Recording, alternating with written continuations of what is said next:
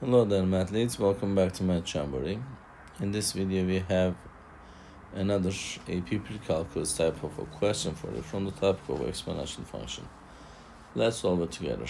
The exponential function f of x, a times b to the power of x, where a and b are positive constants, is defined. The table shows values of f of x at selected values of x.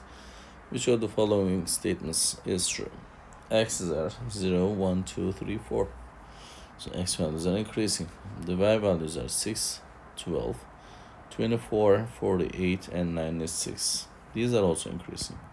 Since they are both increasing, this must be a growth function, so the a and d will not be the answer. Actually, since it's a growth function in this format, the b value cannot be between 0 and 1. You can go ahead and select the choice b right away with this information. But I would like to show you the algebraic solution for it.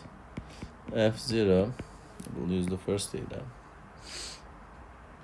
A times b to the power of 0 is 6. So which means a times 1, 6. Therefore, a is 6. So F1,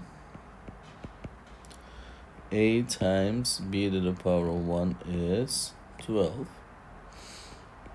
So a is 6, so 6b is 12. Divide both sides by 6. You will see that b is 2. So b is, as I mentioned earlier, greater than 1. So the correct answer is choice B for this specific question.